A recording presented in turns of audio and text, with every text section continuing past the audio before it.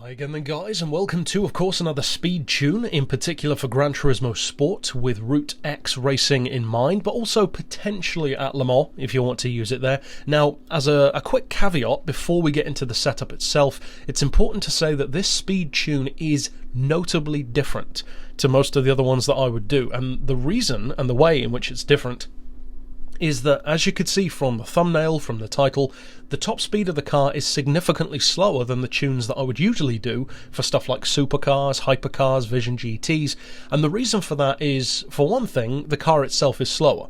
The RedBull has really been neutered compared to what it was in GT6, where it was literally a 310 mile per hour car, or even higher. So the fact that it's so much slower automatically means that it's simply not as competitive anymore, or anywhere near as dominant. So that brings me to why I said this is a different kind of tune. I have not tried to make this tune have a ton of slipstream potential, because usually with a tune that I would do, I'd like to get it to be able to do maybe 280, 300 with slipstream. There's no point in doing that with this car, because even if you could do that, which theoretically you can of course, you cannot hold that speed. So as soon as you lose slipstream, you're going to slow down by like 60 miles per hour almost instantly. So it's just not worth doing. The car is not quick enough to beat stuff like Huayras and Nismos and Enzos, so instead what I've done is built a tune for going up against other Red Bulls, and that is much more effective for this car, because even a couple of miles per hour can make all the difference, kind of like racing Tomahawks. Every 1 or 2 miles per hour is a massive difference between Tomahawks, and likewise with this one. Now, as far as the upgrades go, you cannot increase the power or drop the weight, so you don't really need to upgrade those. Leave them both on 100. As far as traction control, again, you got so much downforce you don't really need it, but of course that's down to you. Super soft tyres for the maximum grip, of course. As far as the suspension, you cannot adjust the ride height. For the springs, I would recommend having those as high as possible. Anti-roll we've got as low as possible, because simply you don't need it. The car's already super stiff, really low centre of gravity. As far as the compression and the rebound on the dampers, they are as low as they can go. We've got neutral, camber and tow. Once again, the handling is more than good enough. As far as the downforce, crucially, you definitely want that set as low as it can go. You've still got a massive amount, which is kind of unfortunate, because if you could get that even lower, you could easily get another 10 to 20 miles per hour out of the car, but unfortunately there's nothing you can do about that. As far as the diff, I would recommend the lowest initial torque, the highest acceleration and braking. That's my preference. Of course, you could try something different if you want to. It doesn't really affect the speed too much, so feel free to mess around with that. As far as the transmission, which is of course the crucial part, you want the fully customized setup.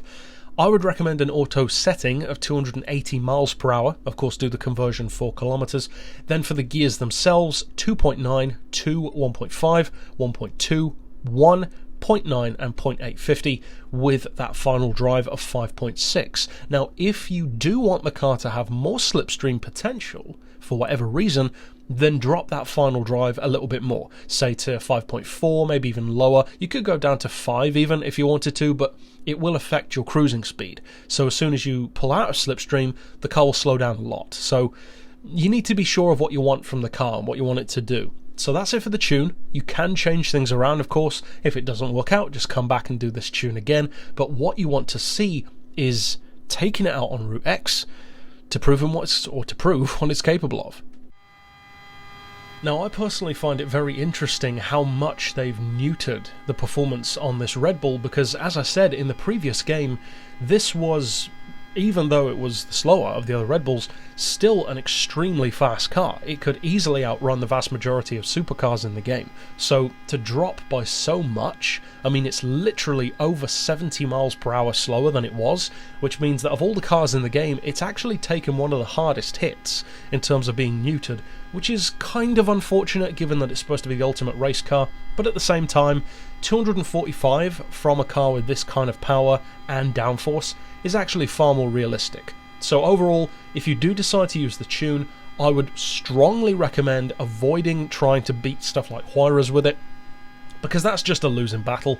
So if you take it up against other Red Bulls, I hope of course you have a ton of fun, I hope you beat them.